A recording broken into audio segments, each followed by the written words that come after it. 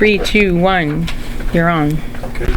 Let's call the Rivergrove regular board meeting in order. 7:31 on February 27th. Show that all board members are present except Commissioner Roth, who is expected. Had a couple guests, Mr. Jim Helton, our engineer, and Mr. Ron Cutter, our insurance broker. So first on the agenda is public comments. No public here to comment. So let's go on to tab 1, minutes of the January 23rd meeting. Comments? I move that we accept the minutes as presented. Seconded. Move and second to approve the minutes for January 23rd meeting. All those in favor? Aye. Aye. Okay. Abstaining, Jim? Yes, I wasn't here. Sorry, staying.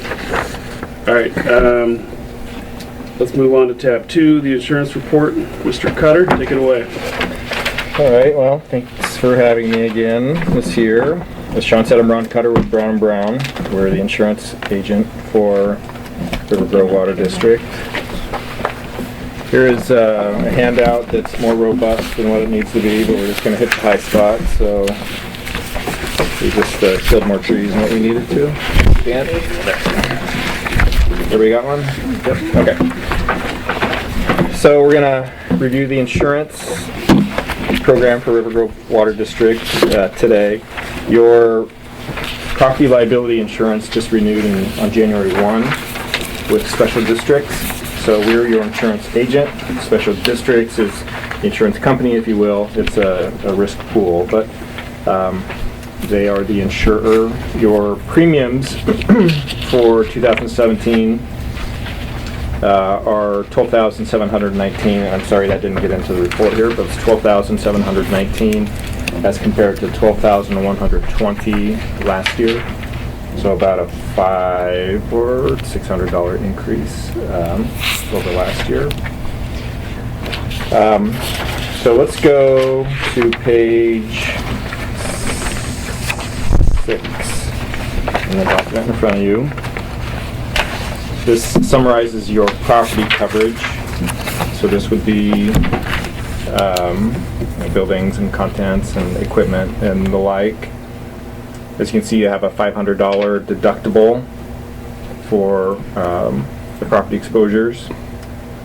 I always like to point out that earth movement down there towards the bottom, or earthquake, you have the full limits of your coverage and quake coverage. However, you don't have flood coverage. We've talked about that at this meeting in the last few years, and I think we've quoted it, and the consensus has been you really don't have much of a flood exposure, and so not to procure that coverage. So What's the amount of the flood insurance now?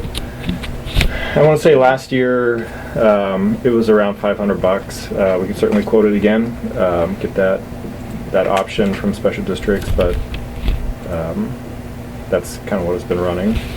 So is that an interest of the board to see that again? In my opinion, no. We got most of our critical properties up on top of the hill. We're not insuring our transmission distribution lines, so they're the only thing that would be near the flood zone. I think it's not worth the money personally. But. Well, how many fire hydrants do we have in the flood area, like in Rivergrove and How many was River that Run 1, 2, and 3? But look at the About 20. values there. But none of them are Sure. in the 100-year floodplain. Yeah, we're not scheduled. They're all above the floodplain. Anyway, we have to schedule. Excuse me. Thank you. Yeah, so, and fire hydrants aren't covered either. Thank you. In You can't get covered. huh? You could, but you'd have to could. schedule them. You'd have to schedule them, but we don't schedule the fire hydrants or the distribution mains. I was going to have you go fire hydrants, but I don't really know the technology. It doesn't seem like much would happen. They got a little wet. Yeah, most of the issue would be with flushing it out afterwards to make sure you didn't get any contamination. The actual Right. itself. Right. I've seen where material washes away underneath it, and that coupling underneath it hydrant to it, and then you got a main break. Yeah. That's in the main, not really the hydrant itself. Yeah. In my opinion, this is probably not worth it. Well, I'm concerned that we would have a risk of losing some of them. And if it's $500 a year, I don't know what that would cover. Well, so it'd be more than that since the fire hydrants are not currently scheduled. So we'd have to schedule them. So there'd be premium associated with that. And then it would be the So flood what is coverage the on top of average that. generally? Have you ever covered them? I don't think we ever have. I don't even know what the value of Do we it. know what our property preview is? Part of that 12. Roughly, we can back into a rate if we wanted to, but I don't. I didn't Is it a Well, standard practice among other water districts to cover hydrants. cover hydrants now? I mean, it'd probably be 2,000 a hydrant, just for parts, as far as that goes. So, And how But many? 96 and 97 is when part of our area. So 2,000 a pop. And how many well, roughly? He Well, said what- probably close to the floodplain, maybe half a dozen. Yeah. I mean, that are right on the edge. So Yeah. call it Yeah. 10,000. So it's a 15-cent rate. I mean, it's going to be a couple $100. If you wanted to insure them, plus the flood coverage. So yeah, you'd probably be looking at $750, somewhere like that total. If those hydrants get damaged or during a flood, we have bigger issues to deal with. so were hydrants damaged in 96 floods? Were any of them touched in the 96 flood? I was just here after, I was here in June of 96, so I'm not positive on that, but I don't think any of them got inundated. Maybe the one down on Canal Road, but that's the only one. Canal or Dogwood would probably have been the only spot. Yeah, see, I'm not worried about inundation. It would be something that's in the floodway where you'd have a flow where debris could hit it. Hit it We'd have and nothing then down in the go. floodway. Yeah. You got floodplain stuff, but not floodway. Yeah, there's current, yeah. So do we want to get a quote for adding hydrants and adding flood coverage or not? I don't think it's necessary. Okay, let's move on then. Okay, let's jump ahead to page 9. And this is just your inland marine schedule where we have just miscellaneous equipment of $10,000 scheduled, as well as Olson well system interaction, and then remote cameras scheduled. So, back to the property schedule, sorry to do Yes. this here, Ron. We never added the generator. Yeah, we did. Oh, we did? Yep. Okay. I think that's probably the Or amount. I'm one, sorry. 1-4. Yeah. Okay, Is that the well 2 generator? Yeah. So we're purchasing the well 1 generator that will actually be on site at the end of this week, most likely. So we're going to want to get that added to the schedule. Yeah, well, probably add that, but it's still mobile. Yeah, it's a mobile unit, right? It was over $80,000, so right around 80,000. Page, sorry. We'll be adding that. Okay. For the schedule, but not until we get it. Okay, so we'll just wait to hear from you on that. Okay, page 10 is your boiler machinery and equipment breakdown coverage that comes with the special districts program. So this is just going to include any sudden and accidental equipment breakdown. $1,000 deductible for this line of coverage. I do have a question about the hazardous substance pollutants. I read some of the details on that, and I saw there was a specific exclusion on lead this time. And yeah, I mean for water pipes, yeah, Yeah. yes. Not that we don't have a problem with it because our water's hardened, but I did see that Yeah. they specified that out. Yep. The Lansing effect. Yeah, exactly. I thought it was Flint. But the decisions were made in land They're Oh, sales. that's true. It was. Right there in the club. Page 12, this is your liability coverage. So we have the way this is structured is we have a $500,000 primary limit with a $4.5 million increased limit of liability. So a total limit of $5 million for any one claim. No deductible applies here. So this would be, any liability, tort claim, or what have you brought against the district. Could be employment related, harassment, discrimination, things like that. So you can go up to 10 million per occurrence with special districts. Your district has been at 5 ever since I've been working with you, and I do believe we have quoted the 10 million. And again, I think that was a $400 or $500 bill again, too, if you wanted to increase that. There is some precedent of claims against public bodies in Oregon against 5 million, but not a lot. I think of the Forest Grove deal, but that was kind of a land use thing. So I would say, personally, I think, your biggest exposure, well, it's hard to think of a scenario, where you're going to get about 5 million. But having said that, you could go to 10 for not a lot of money. So for us, water quality is probably the biggest issue. Yeah. If we had It's probably a Lansing or whatever it was, Flint. Yeah, That's right. Yeah. So that's probably a real issue, and Yeah. so far we've been pretty good. If we had multiple customers impacted by a water contamination Yeah. issue, could run a pretty good bill. So we could run that again to see how much it would cost to bump that to 10 if you're interested. In terms of fire flow, key guideline is the school, isn't it? In terms of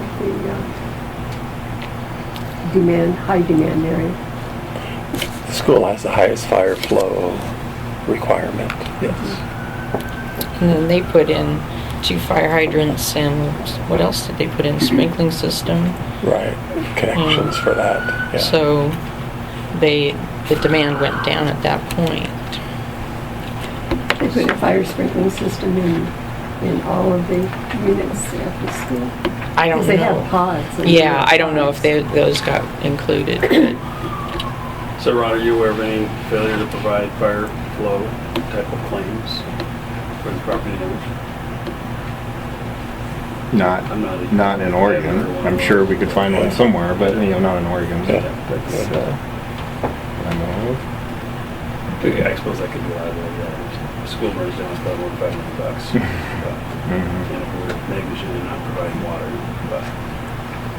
Well, how about, I'll get a $10 million indication and pass that on to DJ, and you Okay. guys can talk about it. hold on. Yeah. Yeah. Okay. That'll work. Something is having going on outside. Yeah. Either that or their siren got stuck. Okay, and then lastly, page 14 is the auto coverage. The liability limit is the same as general liability, so you have 5 million per occurrence. And then we have the 2006 Chevy and the 2012 Ford scheduled $100 comprehensive deductible and $500 collision deductible.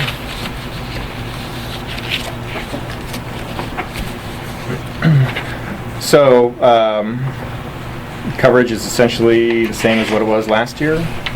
Your workers' compensation does come up July 1, which was safe.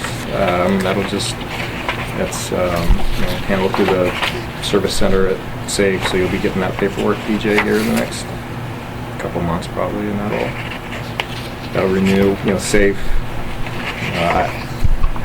You could have your work comp with special districts as well, but they don't pay, the kind of dividend that SAFE has routinely been paying. And so if there's not any pain there, then I would say just stay where you're at for that would be my thought. yeah, the reason we got there was because of one claim before. Yeah. And so, but I don't know, it seems pretty good to Yeah, just kind us. of clicking along. Yeah. Any questions?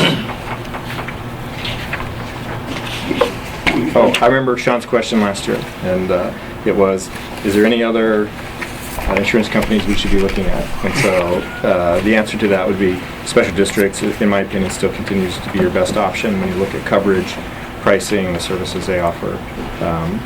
No question that special districts is where you want to be.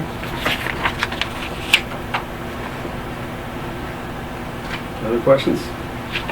Certified terrorism, who certifies whether it's... Feds. Is that in there? Yeah, certified terrorism. Oh, that's, So just so you know, that's Yeah, who's certified? it's only security.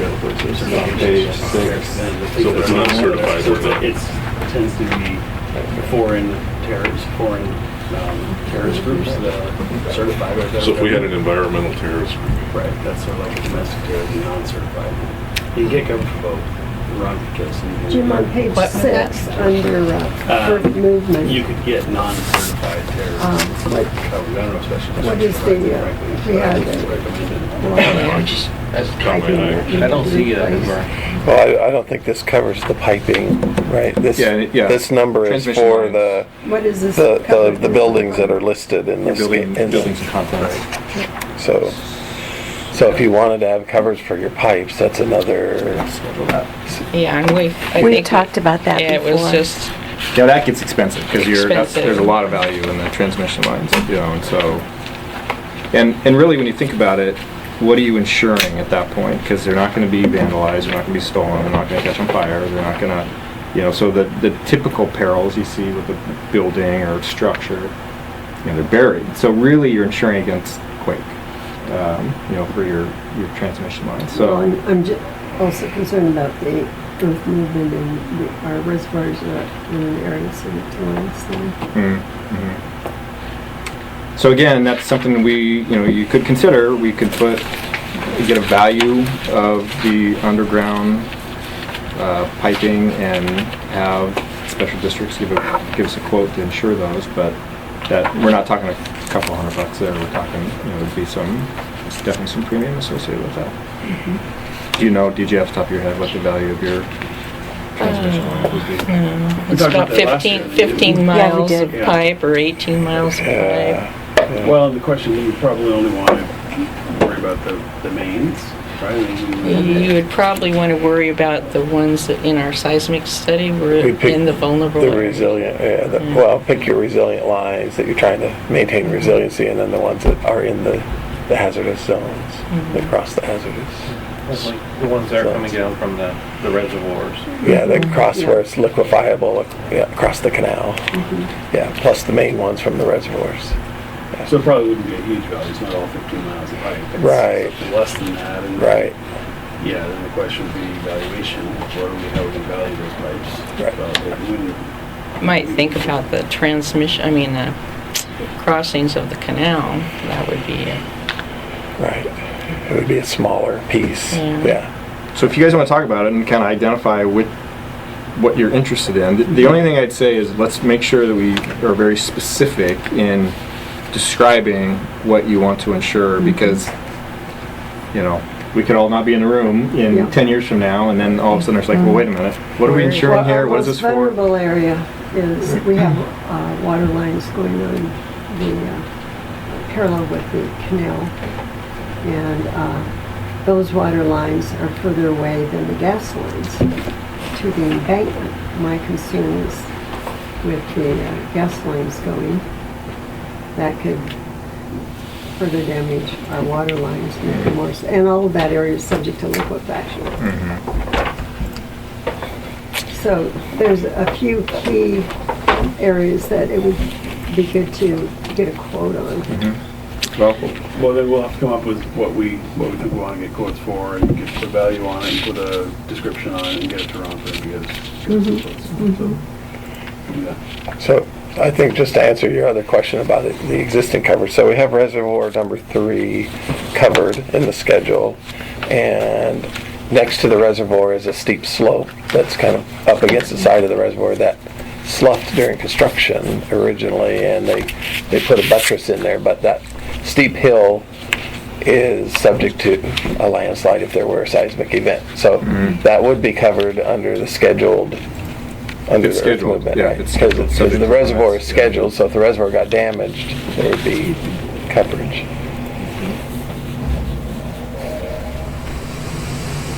Which is the main critical asset.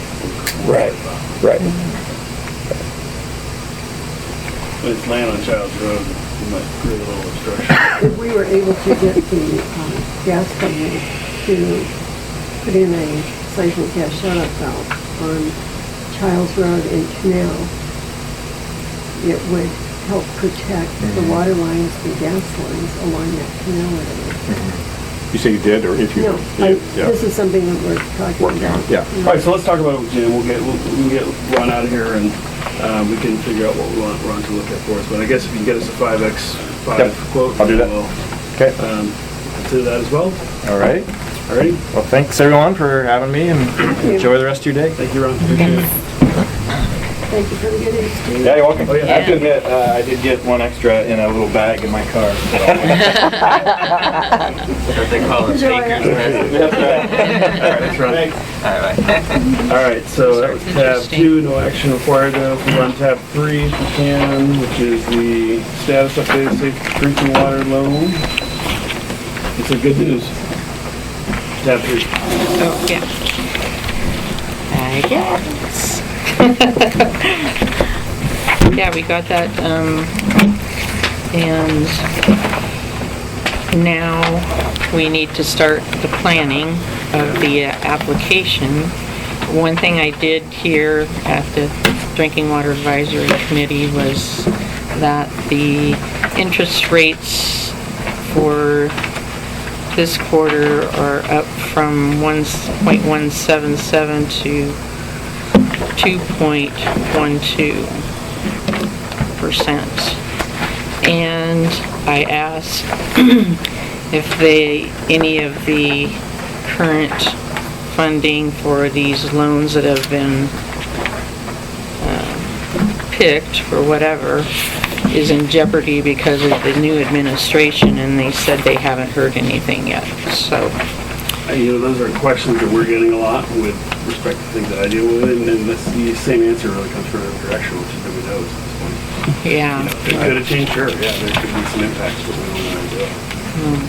Well, because mainly the funds at this point are revolving, that money isn't coming, a lot of it isn't coming from the federal government because they're actually, the loans that they've put out, the money's coming back, being paid, and that money is available for the loans. But anyway, Jim is here to talk about what we need to do to get going on it. And go ahead, Jim. Sure. Yeah. So there's two steps actually to get us going.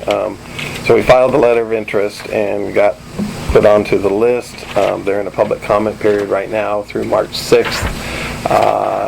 Immediately after the comment period, the local representative is asking us to submit our loan application. So we have a step here to fill out the actual application and get through the process there.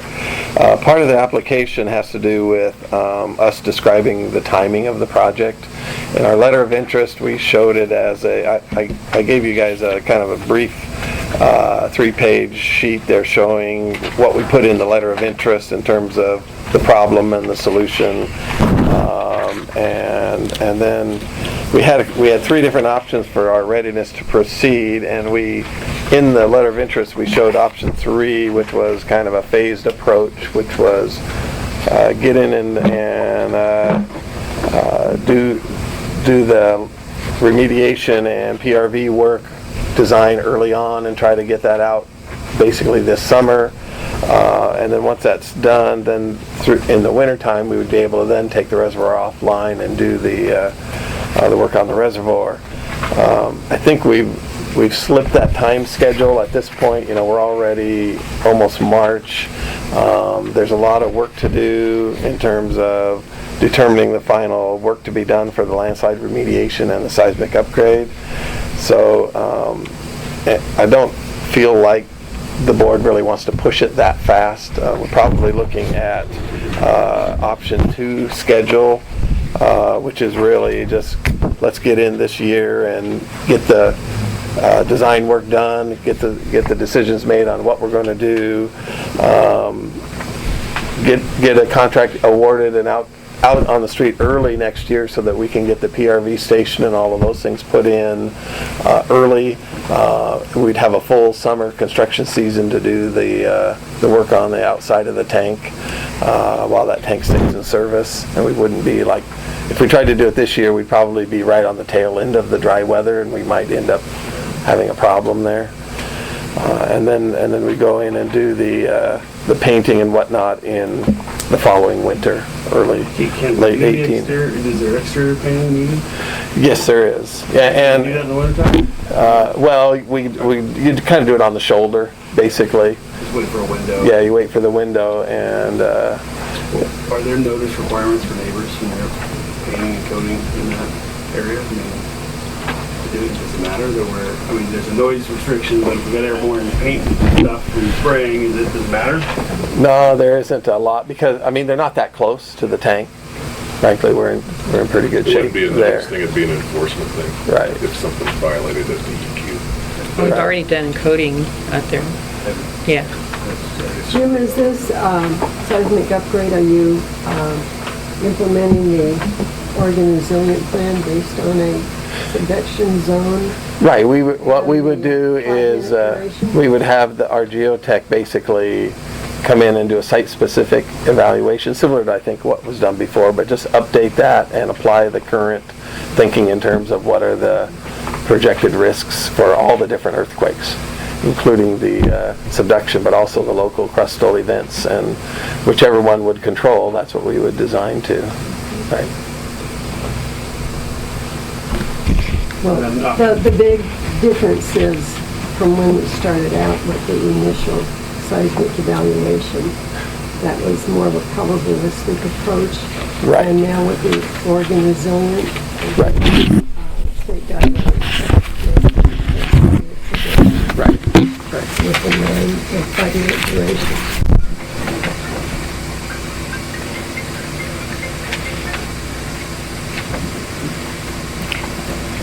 So the things that, basically, in order for us to get started, again, in the letter of interest, we have a project cost here of,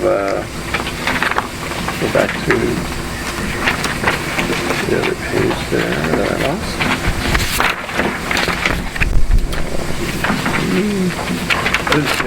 I didn't either.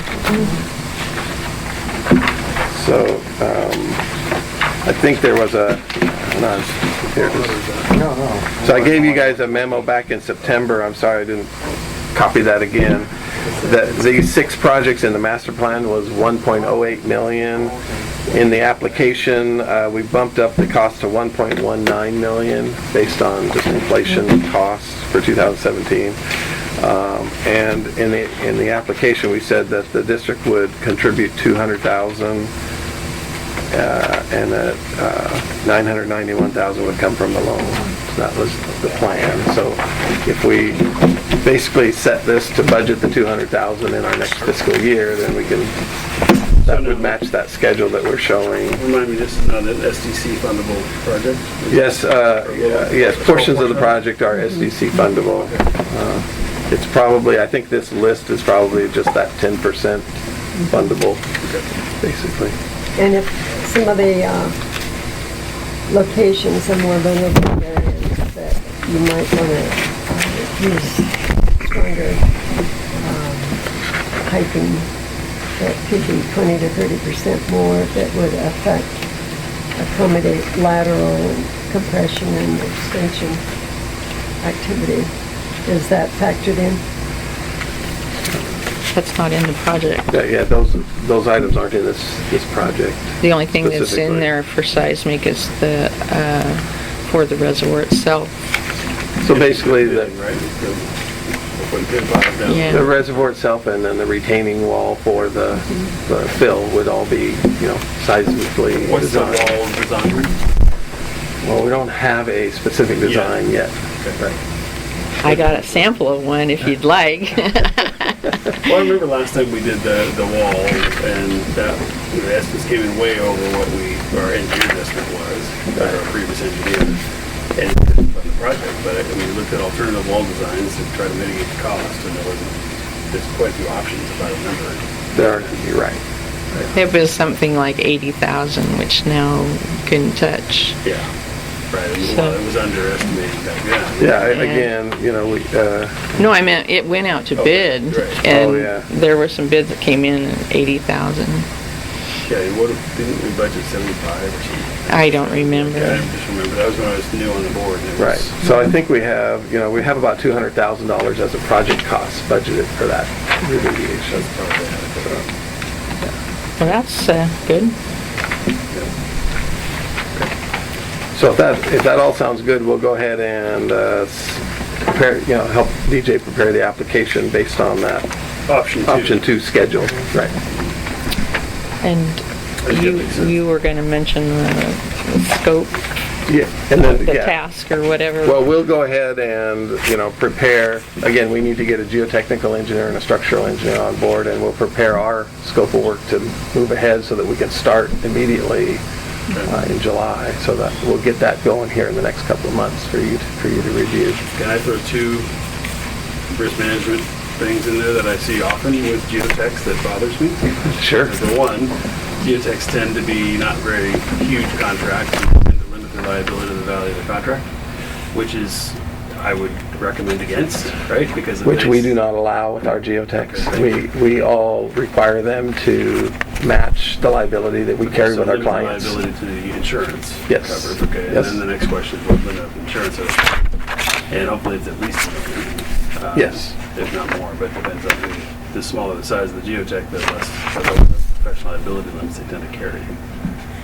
But you don't see a lot of them carrying 5 or 10 million, usually they carry $1 million. Yeah, the ones we usually carry between 2 and 4 million in that range. I mean, we're typically doing, as our coverage is, 2 million on occurrence and 4 million aggregate annually. And our geotechs that we work with are similar. Who do you work with?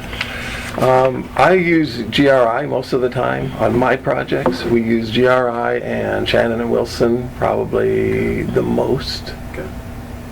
They're both local, Gemini's out there. reputable firms. Yeah, there was one suggested to me from Don Ballantyne. He did that last study, and I can't remember his name, but I have it. And- Sure you don't want to use Beaver. Huh? He was he was the one that sorry, did the I missed Gresham. Gresham. Oh, I had to put up 5 Project. years on the planning commission. He did the Gresham seismic Yeah. assessment, right? Yeah, So yeah. His name is Paul, I think, or something. right, and we know who he is, and Good to see him. have worked with him in the past, actually. Both of us have had But for the day-to-day, he's not a designer, Oh, basically. okay. I mean, we need a geotech designer Okay. to design the wall, and Okay. Okay. Yeah, well, let's proceed with option 2 then. I guess that plots a set of June 2019. Keep the fingers crossed that the big one doesn't. Before that or after that? Yeah, really. Okay, I think that's good. One question for you though. Did we receive an application from, speaking of Buford? we did not. So they never- We have not. I was contacted initially, way back when, before the first board meeting Right. that you guys had, and since then they have not contacted me. Okay, so maybe they'll go away. I don't think we left them with the impression that they had a high probability of success. They don't want to incur the cost. Well, I guess, the reason I brought it to the attorney, because we didn't know what we could do Right. as a board, or what you could do as a board or a district.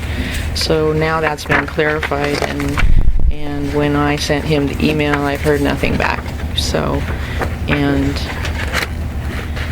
when, the question about drilling a well there next to us, I brought that in front of both the Oregon Water Resources people and the DEQ person I work with in the source water assessment. And she said if they go by the standards of today, we shouldn't have any problem for the well. She would be more worried about where the septic would be placed than the well.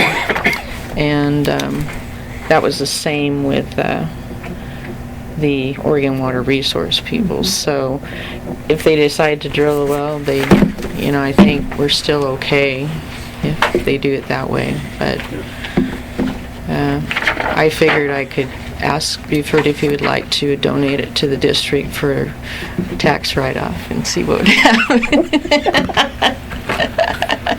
Well, okay, we'll see where that all goes, but No, I'm just that kidding. they haven't sent the application.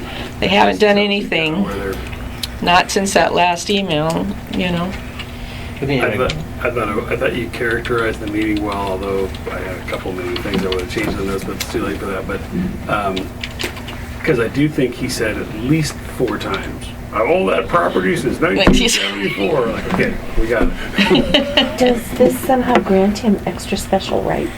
Since Apparently. 1974, sure. Grandfathered in. Oh, Anyway, gee, I missed that one. Yeah, well, and the only reason, I won't do this with the next minutes, but the only reason I did pretty much with the 2 issues we were dealing with, word for word, was because of our history with Mr. Buford and the other incident, so.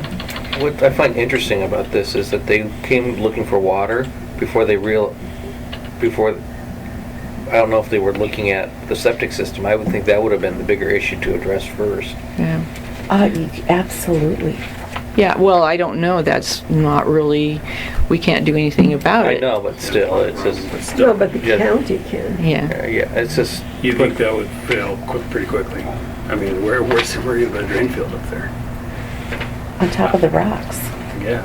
or you have to put in one of those filter. Pressurized sand filter. filter. Yeah, Which are really that's expensive. it. Yeah. I don't know what the house next to that was built did. That was before my time too. Yeah, that was probably before the current requirements. Oh, probably, yeah. Doesn't Olson have sewer?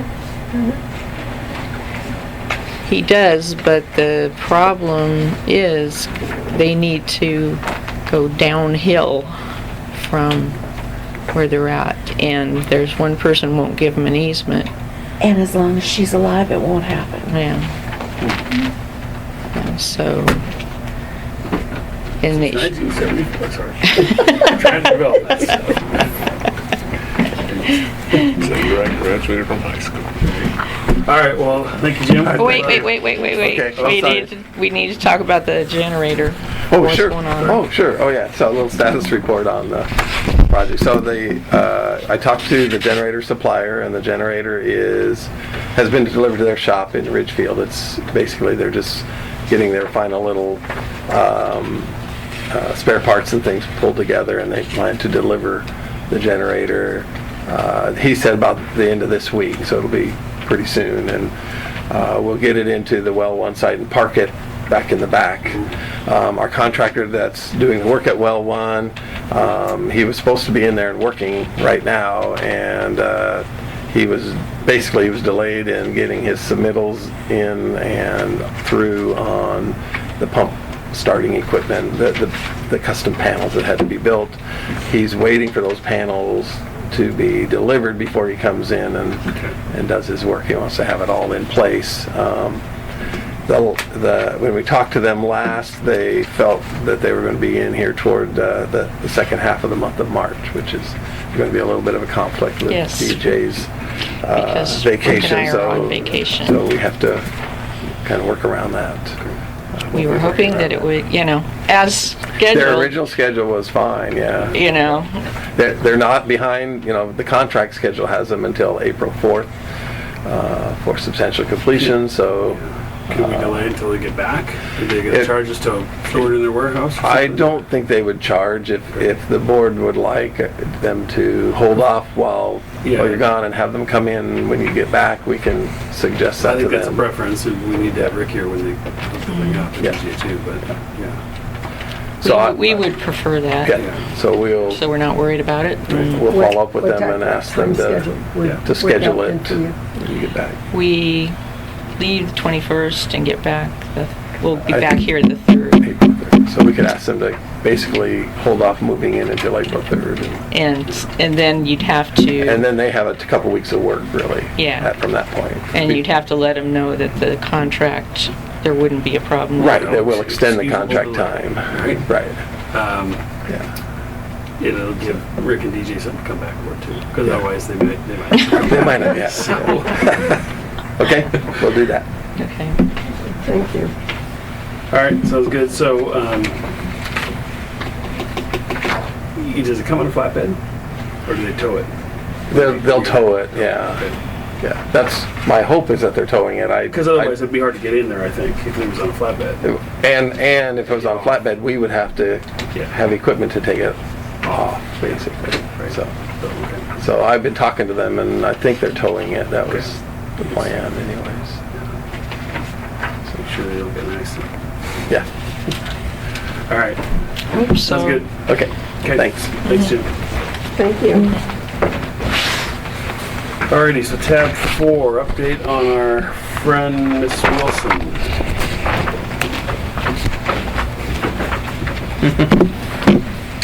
So, as always, we're doing our part to communicate with her. There's never been any leak adjustment request made on her part formally, just the initial email, and then we had sent one letter to her, delivery confirmation with signature, which she picked up from the post office or whatever, and then sent us an email saying please don't do that again. But that's like the best legal way to send something to somebody. And so I responded to her via email saying, well, that's fine, here's everything that I was going to send you again with that delivery confirmation, but if I don't hear back from you saying that you got it, then we have to proceed with continuing to communicate with you in that way. So we didn't hear back from her, and we sent the next formal letter to her that way, and to date she hasn't picked it up from the post office, which it's been 10 days. And but at the post office they said that with that form of communication will hold up in any courtroom, saying that she's been notified and had every chance to get her letter. So do they continue to give her notice in her mailbox saying there's a letter for you at the post office? Or does Yeah. does that only happen once? No, I think they do it like every 2 weeks or something, but So she'll get multiple notices. I'm confident that she's reading those emails. I tried to send with that confirmation of email request, and I sent it to DJ and her at the same time with, Yeah, I saw that. and DJ's came back as saying yes received, yes read, and I guess when you go outside of maybe Outlook or something, she's a Frontier email address, it said that it's unable to provide that service. I wonder if she's reading her email through the web browser or not. I'm sure she's reading it. She selectively responds and she selectively communicates with us, because in all the communications that I've had with her, I've suggested that she provide us more contact information so that we could better reach her, and she answers what she wants to answer in her emails and ignores what she doesn't want to talk about. So The last time when we did shut her off, her daughter came in and asked if, I'd keep her in touch with what was being sent We with have her her. daughter's information. We have her daughter's email. Maybe we should copy her daughter on all correspondence. I don't know that unless she says that you want to do that. You have to have power of attorney. Yeah, he could, privacy thing or whatever, so. Yeah, I've done enforcement actions over the years where we ended up personally serving just the affidavit of delivery and serve them, and now, but Dan's right. I mean, legally, you've got the certified mail, they refuse to take it. We do it all the time with dairies that violate Clean Water Act. They don't accept within the next thing you know, we've got them on an order of non-compliance and they're in court. So, Well, so, I mean, I guess you could walk to her place and, I mean, Yeah. hand delivery and note be delivered via hand Or you delivery. get But I think it's better to have a Oh, no, I totally agree. I mean, but if you want, if you wanted to, if there was something really critical, it's $800. It's not going to break the bank. But the fact of the matter is, she's going to get herself up to a shut off at some point, and then she's Next gonna have, month. Yeah, then we're going to have the same problem we had last time with her. So. And that's what it seems like she's trying to force our hand daring into doing that. Yeah. Yeah. And we're it's operating within taking our a lot rules. of your time. That's costing us money. Oh yeah. to And she address all said, of "Oh, this. don't waste your money on those delivery confirmations. If we send her a letter with the same stuff, she'll not respond, and then she could say, I never got it." Well, and she says in this one, not sure who to contact for relief, ... So, okay. Wow. And she also admits it's not a leak situation. Yeah. So, And pay her she, bill. But each time that I've sent her the stuff, I've sent her the application for a leak adjustment to see if she would formally submit for something, and she never has. So she's obviously reading it. She knows it's not a leak adjustment and says that. Right. Yeah, That's what yeah. I think she read it the first time and said, well, this is why she replied that it's not a leak adjustment. Well, we can just send her a certified letter saying that if we don't get any resolution on this, we're gonna send it to our collections agency. Well, why would we do that when we just shut her water off? She's a current customer, Well, you shut our water off and send her to collections. but she needs her water, so she's gonna pay her bill. Yeah, we're pretty good collections when they're We have we do have a almost hammer that other 100% people don't. collections on people who are current residents that owe us money. But when they leave, that's Then they're off. when we use the agency, yeah. Well, I don't think there's anything more we can do at this point, right? We notify her, we send her certified mail. If she doesn't respond, and she doesn't pay, then we shut her water off. I agree. You've done everything due diligence requires. Yeah, I mean, even if, is she paying her regular bill? Well, she said she went back she sent us exactly what she owed last. $55 or something was what she paid the prior billing from the previous year for that bill period. Okay. But that she came up with that on her own. That's her just looking at it saying, in good faith, here's what I paid last year. That's what I feel I owe this year, and then it's just kind of ignoring the rest of the communication. It's Is that our new billing philosophy? Please contribute as much as you feel comfortable. and we've seen that with somebody else too. Yeah. Well, And the thing is like, he was gone on vacation, and he gave her a date of, what date was it? She was supposed to get back. Yeah, it was like the 8th, and we heard from her email came in on the 7th or something, like the day before we said was the deadline. And But now we haven't really given her a deadline, but we've punted back to her. We're always responding to her communication, and we're trying to provide her the answers that she's looking for. We're trying to assist her in setting up a payment plan or something. Since she hasn't asked formally for a leak credit, we can't review any documentation on her part or anything. You can't just email us and say, what can we do about this? Well, here's the leak credit application. Here's what you can do is fill it out, and then we could review it, but we have nothing to review. well, that's why I found it interesting that she says not sure who to contact for relief. Well, we've given her what she needs to do for relief, and she hasn't taken us up on it, and she's also admitted it's not a leak, so maybe she just figures it's just an $800 bill that she can't afford to pay, so where does she get relief for that? Sure. And if And we're giving her relief, we're giving if her a we payment plan. CC'd her daughter, we have her email. Is Yeah. that something that, I don't think you want I didn't feel She comfortable got really doing that. mad. She mentioned that to me, and I just felt like, okay, if she feels like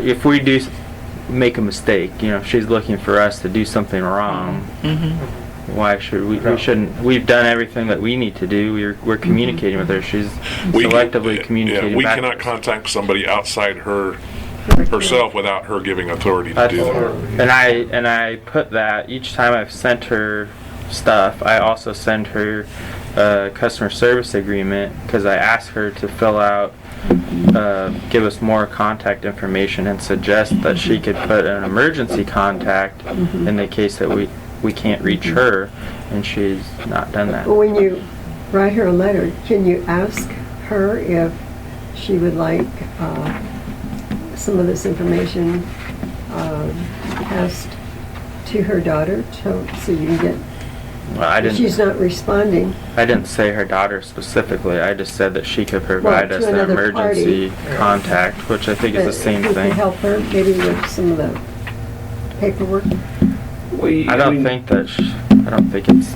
According to DJ, she's a pretty sharp lady. She's like a CPA or a bookkeeper or something, and no, the customer. So I think that Well, she has keep her it simple faculties then, about her, and she's Doesn't pay, doesn't playing a respond, chess we match. turn it off. That's what it Yeah. feels like. Yeah. Yeah, I think we've messed around an awful lot with this thing to keep, just give her the ultimatum and shut her off. Nothing. That'll get her Now attention. that's a question too, because we do delivery confirmation on our, and they don't have to sign for that, but it shows when they got it at a certain time and when it was put in their mailbox. Yeah, mailman does that. Yeah. So do we just treat her like all the rest? I think we have to. Otherwise, it looks like we're Yeah. special. Yep. Yep, just follow our rules, and she's got to respond like every other customer does, and if she doesn't, then we continue to follow our rules and shut her off. I mean, we don't have like a formal list or anything of like outside agencies that help people with water bills and stuff like that, but there are lots of organizations that do that. Just not really our. Well, the reality is we've already offered to accommodate that extra payment over a long period of time, so it's not that she wouldn't be accommodated. But if you just completely ignore this, then, and you don't sign an agreement that's, yes, this plan I can handle, and I'm committed to that. In the meantime, technically all of our other customers are subsidizing that water. So I think it might not be a bad idea for us to compile a list of agencies that help with people who can't pay their water, not because of Mrs. Wilson, but just in general. Put that on our website, or have a list ready to send to people who are delinquent, saying if you need assistance with your water bill, here's some agencies you can contact. I think that's a good idea to have that list pulled together. I don't know exactly. There's been places that have helped people in the past, but I've heard people say that if you dial *211, that you can just tell them your situation and they can put you in touch with those organizations. I've told people that in the past. The school has helped people in the past that have school-age children, and then most recently there was some parish that helped two of our customers. It was wasn't it Salvation Army or the? It was something for like a Catholic church ministries or something. Catholic charities, that kind of thing. Something like that. But I know that churches do that type of work. But that's with the usually just for their community. members. Yeah. Maybe that could be put on the shut-off letter somehow. Maybe. I mean, I just don't. If it's specific, like if it's a specific church and they've helped people in our district before, but maybe they're members of the church. I don't want to. Should be advertised that they're helping Yeah, well, the and entire maybe- community. I don't know or- if So Clackamas maybe, County maybe has you're right. Maybe just elder keep care it private to research. each individual. Yeah, that's what I can just ask, or I could dial *211 and see just what kind of prompts you get and see what happens, and just say I'm just You seeking might even information. try, Sherry just suggested Clackamas County. They may not provide anything, but they may have a list also. So, yeah, this would be a one-page fact sheet or something that doesn't Yeah. say, call Cal. It says, dial *211 if that's legitimate. Contact Harkins County. consider contacting your church or a charitable organization, and here's a list of some others, or something like that, right? I mean, it would give several options for them to figure out. And But leave it up to them, we don't want. I guess you don't want to put it on the shut-off bill. That would send them flooding out the gates. You might call some other utilities and ask them how they've dealt with it. That's a good idea. I mean, Yeah. PGE, for example, even has a deal where you can, they have warm credits and stuff through the state Yeah, of Oregon yeah. and things like that, so. there used to be something called Project Heat. Yeah. And that was help with your winter heating bills. Well, okay, so. Well, my concern is that from all the attempts you've made to have direct contact, this is not, I don't know if it's a financial issue for her or she's just choosing to ignore all of the communication. And that's the big problem, that part. Yeah, because there's nothing you can do to fix that. We're willing to work with her, and it's not like we're going to be charging her interest. And so. I don't know, John could go down and talk to her and see what she... It looks like she had some landscapers in cleaning up her yard a couple weeks ago. I don't think it's that she can't afford it. No, I agree. I think staff's done everything that we need Yeah, to do. more Let's than not beat a enough. dead horse and, shut her off if she's not gonna respond. That may get her. Yeah, it's the But, I lack mean- of response that's, Even not paying the Irritating. bill, not giving us the information on the account is another violation of our ordinance. Well, and it's an indication of, you start questioning sincerity and effort to help solve the issue. Because you accommodated a lot of trying to work with her. And now it's costing us a lot of money with all the time and effort that you're spending. So I'm sure that if we need to shut it off, then that may precipitate her as a trigger to maybe walk into the office and say, what do we need to do to resolve this? She won't come. But it's my thought. Well, just follow our Yeah, rules. We I shut know. her off, we move on. If she's got to figure out how to pay it and get it turned back on again, that's her problem. Yeah, she can drill it well. Yeah, that's right. That's not our problem. We just follow our rules. And I agree, we're totally, the rest of the district is subsidizing her water, right? Yeah. And that's not fair to the rest of the district, so. Okay. Oh, and well, in this last billing, we've had several, well, I had a real angry guy when he got his bill, and for the life of us, we can't figure out if he's saying, he never had a leak and all this other stuff. He had over a $250 bill, and he used all the four-letter words you can think of in the telephone.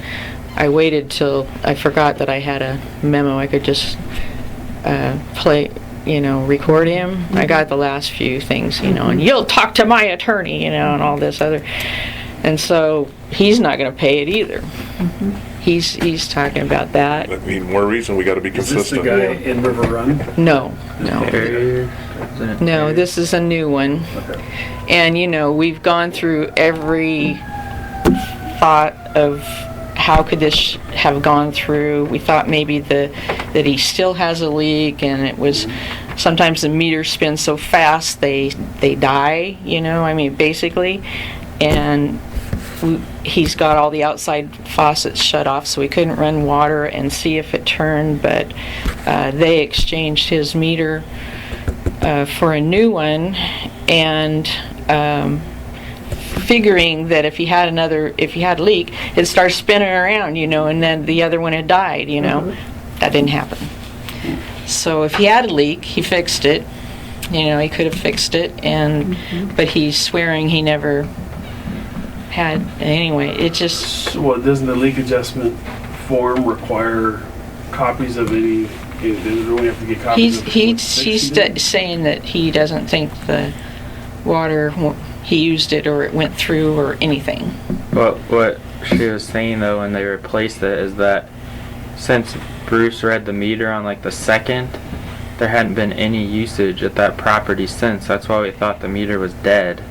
And so he replaced the meter, and it's still not moving. Is there a hose going to his neighbor's yard? Yeah, that's what I'd be wondering. So he's, another couple months, he's another one. Because, Any like I chance the meter reader screwed up? Huh? No. Well, then they took the meter out and ran it back at the shop, and it ran fine. They hooked it up to something else and ran water through it, and the reels did turn. So Documented it, all of that. No, but I will. Yeah, we should document all that, because if this guy really decides to come after us, we need pictures if we can of us redoing that, hooking up that same one. The question's gonna be, is that the same meter? How do we? Yeah, I mean, he could accuse us of, you took the other one away and the faulty one, and, Well, yeah, I mean, that's the point. You could say you threw that one to the dumpster and you pulled out a working one, and that's the one you're testing, and, so we without some sort of proof that we had that same one in custody the whole time, we red tagged it or something, and that's the one we actually tested, then we don't have much of a defense there, unfortunately. I'm not a lawyer, but I play one on TV.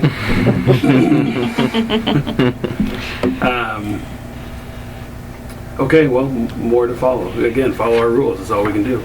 And unless he can provide some real evidence that his water they didn't use that water, I don't know what he could provide. But if he can provide something, then okay, well, Right. They do have the option to appeal, and that is something in writing to the district. show us some factual information that you didn't use that water, and then maybe we could chalk it up to a bad meter. But without that documentation, it looks like water ran through your meter. So he's living in the house, but there's no water usage. yeah, it's very strange. How does he smell? How does the house smell? All right, well, Because, Rick went out and checked it and talked to him too, and he got the same spiel and Because there hasn't been any rudeness. times where he's used like no water. His water. I would say that on a regular basis he was a higher user of water, and in the summertime I think they do water or something. So there's places where something could go wrong, but I just Cannabis don't. grow. I was so baffled by why it was so high, and then nothing had been used. And then when they came up with the theory that maybe it spun so fast that it stopped, and when we hook up a new meter, it'll start spinning. And I was like, that logically makes sense, but then it didn't happen. So it's can like we somehow bypass the meter? it's a mystery. That's just what I was thinking. They can do that, Yeah. There's been incidents where they do. We had one guy down there, didn't he, break our lock and Oh, yeah. Yeah. bypass the meter, sort of? He just I turned it didn't think on. it just broke it off, but They've since paid the bill, or his mom paid the bill, and so they're well, I think we should. running I don't again know, that look one. into whether could bypass. I don't know where he would dig around it, right? Well, once the cold weather gets out and he takes his thing off the hose, all you have to do is go up and turn the hose on and see if the meter turns. You got a brand new meter in there. It should turn. If it doesn't, he's getting his water some other way. But yeah, there's been.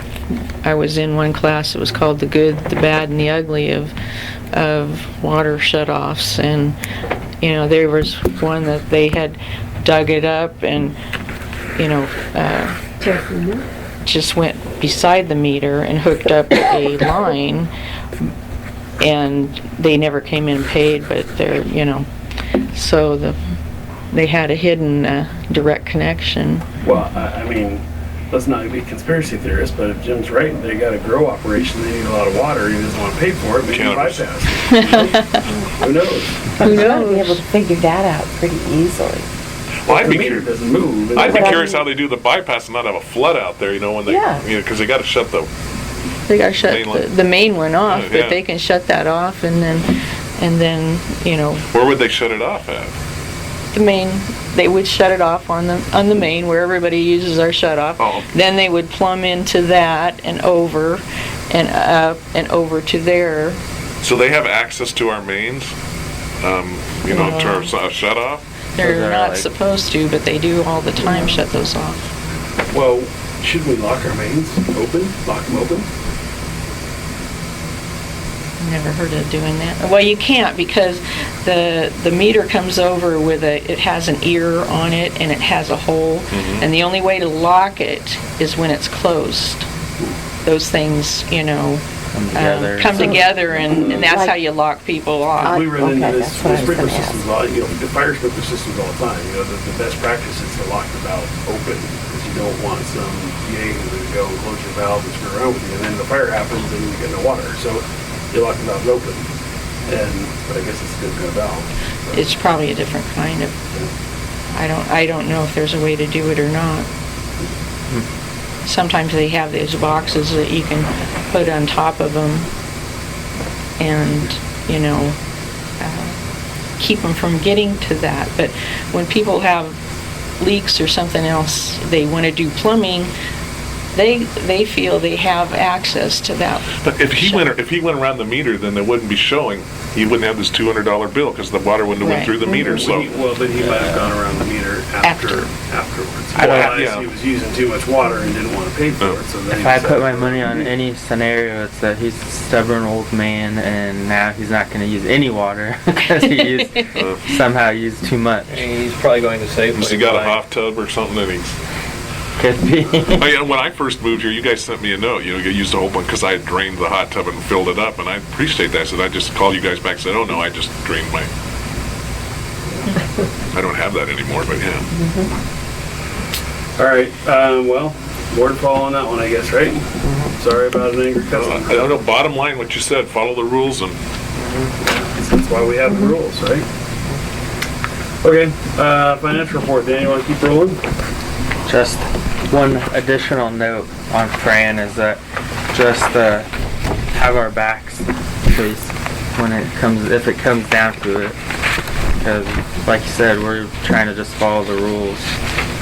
And she's gotten past the board before with this sad letter or something, I don't know. So that's why we're being extra careful this time. But if she's done that before and you've told us she's done it before, then the sympathy runs out. I guess maybe I've been in government too long. I don't get too sympathetic to that kind of stuff. Because otherwise, everybody else, you got to do it for everybody else. Yes, you gotta That's be the careful. problem.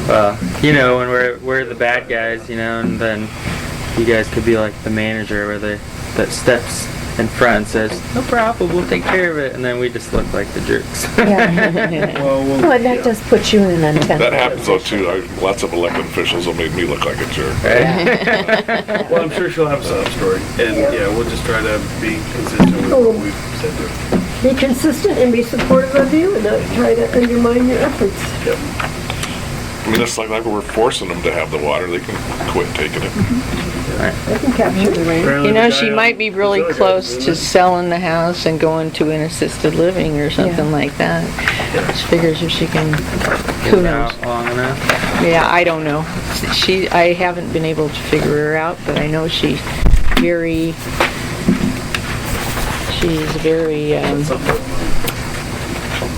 in her mind. There you go. I didn't want to say that, but Okay, I'll say it for you. Okay, moving on. So tab 5 is the financial checklist. QuickBooks is reconciling. Everything is good. Nice work. Yeah, well, last month there was a little discrepancy, and that you figured that out, obviously. Didn't. No, so last month there was a discrepancy and an adjustment was made. Okay. It was never figured out what the cause or anything like that was, but with that adjustment, everything, and it's documented, everything is continuing to reconcile. No additional adjustments needed. Out of curiosity, what was the adjustment? Because I forgot. It was $91, showing $91 more water sales in the billing software than what was reported in QuickBooks. Or yes, no, the other way around. QuickBooks side was higher, which is interesting because you can't change whatever was recorded on the billing software for, you know, whatever is just generated in the bills, whatever payments you put through, so somehow there's more money staying in QuickBooks. So my initial thoughts were some kind of duplicate entry or something, because that's the side that you actually put your manual entries and stuff into, and it was an even number. It was $90, and when I was looking at that, there was so many different ways to add things up to $90. I couldn't for the life of me figure out what one thing, two things, or multiple things were causing that. So it was just, I adjusted water sales down in QuickBooks by $90, and Did haven't you had any problems since. figure out if it was something to do with the collections amount or not? No, it shouldn't be, because I put those in as miscellaneous income, Oh, okay. and so those weren't even recorded as water This- sales at this point. Yeah, sometimes when you final out and you've written something off to put it back on and then credit, it messes up with Right, QuickBooks. and then so like mean, on this usually- transaction list that's in your book here, everything that has a number 1 by it, we add together to equal the water sales, and this is on the billing software side. So there's, you know, return checks, deposit applied gets added in there, refunds and payment reversals, and just water payments and water redistribution. That's like people overpaying for their water. So it's like a credit basically. So there's different areas where things get put in on this side. So if they're, I guess it's possible, another thing to look at is some kind of adjustment that happened on, like, I don't know, just one of these categories that wasn't recorded on the QuickBooks side. So a deduction of some kind on this side. I'm okay with an adjustment if we can't find it, frankly, but is our Yeah. accountant okay with it, I guess? Is the Yeah, and I haven't talked to him, but you know, that having worked with him, I know that he would say something of $90 is probably not worth spending hours investigating, just as he says, you know, with the deposits and writing these checks for $6, $7. He kind of laughs at us for that. Close enough for government work? Yeah, you know, he's actually like impressed that we reconcile everything down to the penny for the most part. So I don't know what other places look like, whether you're dealing with bigger books, and you know, there's adjustments that get made for discrepancies and stuff. Well, it's not ideal. It'd No. be better if it was all balanced, but if, you know, if we can't figure it out, I kind of agree with that philosophy. We can spend 100 hours trying to find a needle in a haystack, or we can make an adjustment and move on. It's just not- That's my feeling too. Yeah. You have a Scribner's error in there somewhere. Yeah, Sure. it's not, if it All was, kinds of if it was possibilities. $9,000, Yeah, that'd be exactly. a big difference, right? Yeah. But it's $90. It's- I would even be looking for $90. And probably the bigger the number, the easier it is to locate it as far as what happened. Well, yeah, it could be a combination of 4 or 5 different transactions somehow that didn't. And we'll never. Okay. It wasn't for a lack of trying. I did look. I spent at least a couple hours, and then I was still scratching my head and figured that it wasn't worth to continue to look. Anyway. I would like to just make sure that our auditor is okay with that. I think you're probably right, that's what he'll say, but before we move too far away from that billing cycle, let's get his sort of okay that we can move forward with. Sure. with I an just, adjustment. But we need to get to the audit where he makes this adjustment become a critical deficiency, and then we have to go back further to try to figure it out. Right? right, and I documented the adjusting journal entry and wrote up what it was for, and DJ reviewed it, and we have an audit folder. So I could still run it by him, but that kind of documentation, I think, is like, if it came up in the audit, we have the documentation to show why we did what we did. And pretty sure that that would be sufficient, but I could still send it over. We're gonna be starting to communicate with him pretty soon already. Getting to be almost that I time. know. So fun, but I'm actually like interested to get to the budget this year with our new profit and loss by class. I want to see if that really maybe streamlines some of that process for us. It wasn't as clear in the past, so hope so. But as far as reconciliations go, everything's good. Tab 6, we're still just tracking the transfers there for the generator project. So it would help in the Excel document if you can expand the row so that we can read it, because that one, in other ways, it cuts off. I think it's still, it cuts off a little bit, we can still read it. But This is 12017 CI reading. yeah, 127, 17. Not a big deal. We can still read it, as long as we can read it. Okay.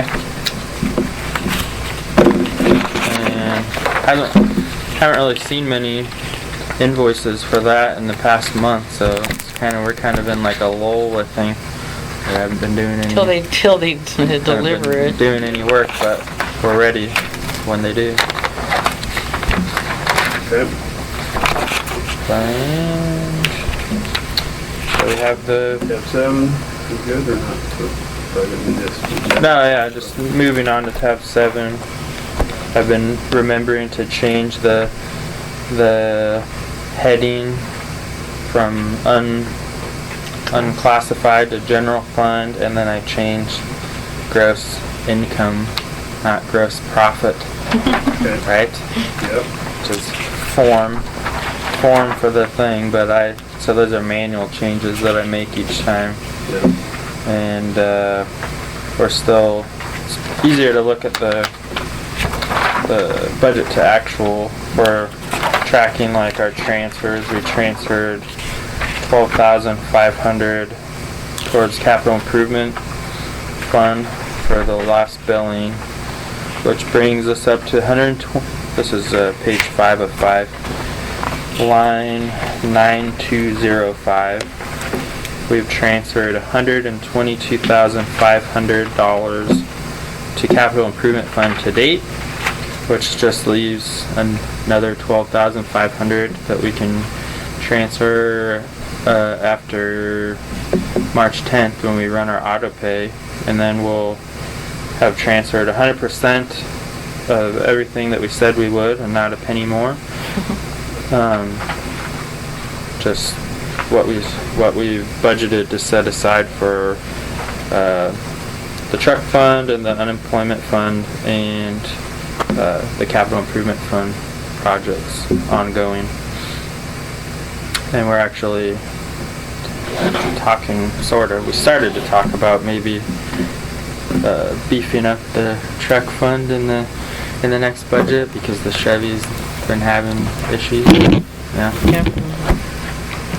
Starting to be costly repairs, and it just kind of keeps coming up where it's not really fixing the issue. And What year is it now? it's a 2006.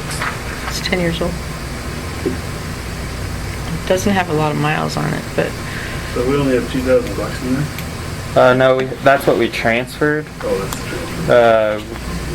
If you look at if you go back to the front of the first profit and loss by class, I think. well, you It's all can zeros though. you can look at the trial balance, can't you?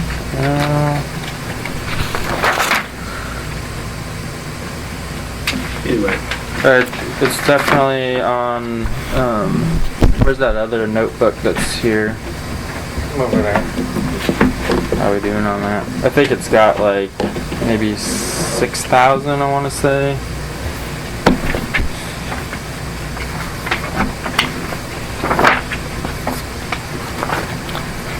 yeah, 6,016, right? So it's in the cut in this page.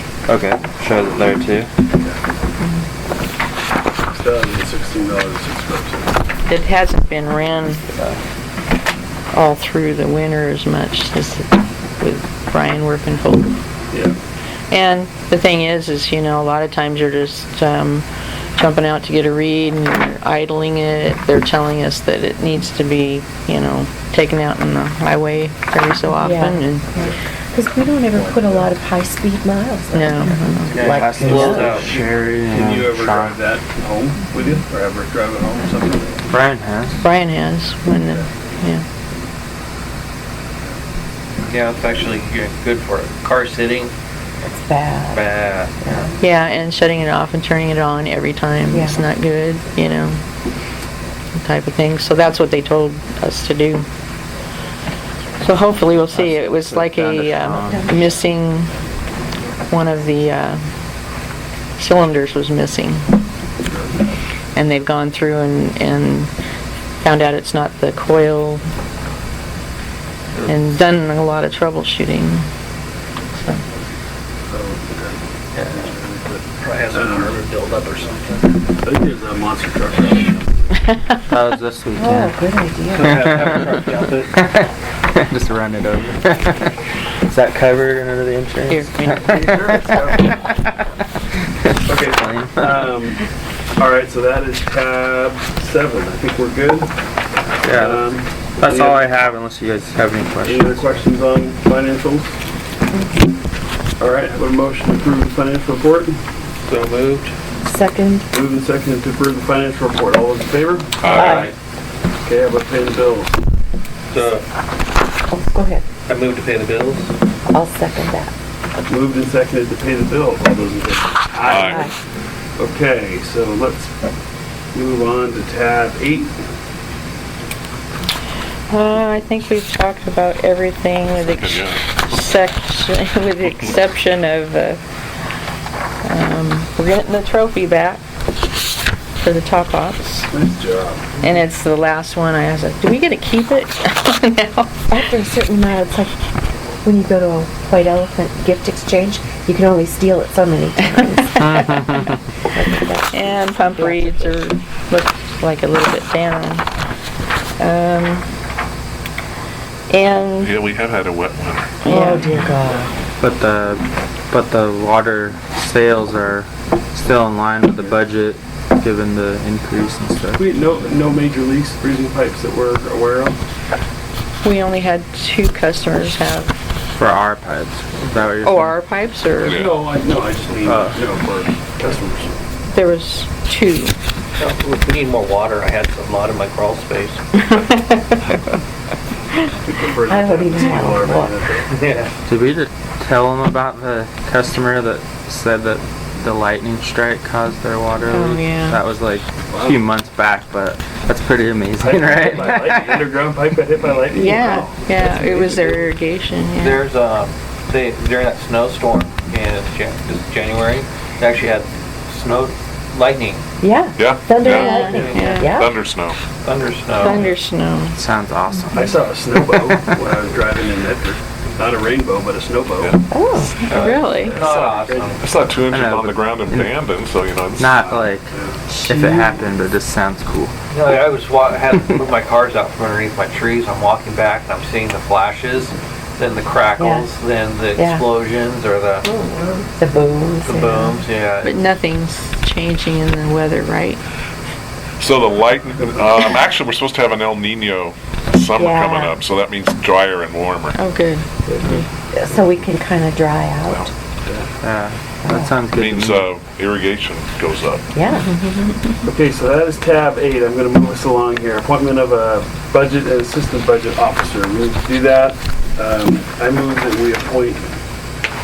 What do we do? We do you the budget officer and Dan's the assistant, or the other way around? I can't It's remember. usually, how we do he's my assistant, and Okay, I move we appoint DJ as budget officer. Second. Move the second to appoint DJ as budget officer. All in favor? Aye. Aye. Anybody want to move that we appoint Dan? How about I move that we appoint Dan as the assistant budget Second. officer? Moved and seconded. Dan is the assistant budget officer. All those in favor? Aye. Did you guys even consider the options? We did, that's why we made the Yeah. motion. Exactly. Move on quick. It's been voted in. Okay, so anybody want to sign checks? been the rotation? It's been a few months. You know, I've never done it, but I don't understand, so I don't even know what you guys do, so. You come in, you sit down, you look at the bill, you sign the check. And then you ask why they spent $14 at Well, so, Wendy's. yeah, so Frank, two things. You look at, I mean, as an example. That was I look at because the- he was I look out at the check number. make doing sure it the reconciles with fencing, check Yeah. number. and he had to I look work at the through amount, lunch, make sure and it I brought reconciles with the lunch. amount. Okay. And then if I have a question of what it is we're paying, then I ask, and once that's good, we sign it. So what's the timing of it? Do I just make an appointment and come in or something, or? Mondays. Because you know, I go to Salem every day, but I could, as long as I'm thinking ahead a little bit, I can, you know, make the time to do it, so. Yeah, or. We're here as early as 7:30. I'll do it one, I haven't done it before. All right, so Jim's in, thank you, Jim. So Sorry. if you just plan on, When do you get home on Fridays? I can come in, I can leave work early on a Friday, so I Oh, can, that would be a heartbreak. yeah, so what time do you I guys go home? always have the checks done by the end of the day Friday. This is what, 4:30? We leave at 4, they leave at 3:30. But we don't have to have the checks on Friday. But if that works better for you than Monday, Friday would work better, but I'm from, obviously not, well, I'll call you, we'll get it set up. okay. Sounds good. Okay, non-agenda items, anybody? I wanted to just show this. I thought this was really interesting. This came out of the AGC board meeting, and, you know, it's a private board, it's different, it's an industry association, not a government board. But, so the rules are a little bit different, but it was kind of an interesting little flyer, and I don't know, I pass it around, people want to see it. I mean, reminds us of our board responsibilities, and, you know, of some of the tools we have as a board. There's a risk management section that lays out some public records issues and rules of order, so it gives you a little refresher of Robert's rules. This is kind of a cool little thing. We have one of those in the back of our book for the Saltwater Conservation Yeah, I District don't know if people want to see ordinance. it. We would have to modify it. I don't know if special districts have something like They this or do, not. I've but, seen it before. Yeah, it might just be a nice thing to But, keep. yeah, it is, it's a nice thing to have. Yeah. Because I mean, it's just a good reminder. yeah, I keep. I gotta get yeah, we going, have this gotta be in public Salem by 10. checklist in there. Legislature's in session. They're on the loose. Yeah. So anyway, They're not doing anything yet, but No, in fact, they don't have enough work to have hold hearings right now. what? Yeah, they're just sitting around kind of making up stuff. I don't know. That makes me nervous. Legislature. have fun with that. You know, that's, you were talking about dealing with boards. Exactly, crazy stuff. I have But, not okay, thought see you, of Jim. it. Bye. You might want to, Yeah, Okay, I'll give you a call. do you need your Okay. file? yeah, One, in terms of the election. yeah. You're I'm up for election. Okay, that's 16th of March is the deadline. they, of this year? Yeah, is the deadline? They haven't even, final filing date. Oh, it's open, yeah, really? yeah. It's up on the Chris, website. is your seat going to? Yes. So you- Yes, Chris and I are. All they have sent to me so far has just been certifying that, you know, you are the commissioners and that you're up for election. They haven't sent, usually they send the packet out and Oh. all this other stuff. No, it's up and running. Okay. And so far, neither one of us have an opponent. No, I don't know, Gary's talking about running against me. Gary. He's a guy who, he's a colleague, he works for Oak Lodge Water, Uh-huh. and he really wants to know the board side of the business, Ah, so. Yeah, he actually is a great guy, Gary Floyd. So he lives in this district? He lives over in your neighborhood, oh, okay, I know who he is. tall guy. Yeah, Yeah, he's the GIS infrastructure guy for Oak Lodge Gosh. Water District, and it's water services now because they've Yeah, they're combined with. they have gone through a lot of changes. Yeah, and because he's really interested in doing it. I'm like, You want my job? I could ask him. They don't have a rookie for chair. Then you could be you're the vice chair, you'd step up. No, thanks. But no, I said go if you want, go ahead and run. I mean, I really don't care. I'll put in, but Yard signs for vote. yeah, for a while, yeah, I'm gonna go spend thousands of dollars on yard signs. Couple ads on the radio. Well, Yeah. is he a Tea Party guy, you know? No, Remember when the he's- Democratic Party was Like I gonna said, give you Gary- money? Yeah. Now Gary's a good guy. Anyway, okay, so any other commissioner non-agenda Real items? quickie, Thursday night, there was a small, just short of riot down at Athey Creek School during the Stafford meeting, county held the meeting. There were 400 people. Wow. Yeah, standing room only. This is weird because the county really has no say of what happens in that area. It's metro. Well, yes and no. The county was going to tell Stafford everything they didn't know, except Stafford already knew all of it. And it was, frankly, I thought it was poorly handled. So what was the issue? The controversial? Just an update on where things are, and Jim Bernard, the chair, is going to make nice with Metro and probably sign an agreement saying that the county is okay with Stafford being in an urban reserve. And whether that happens, who knows?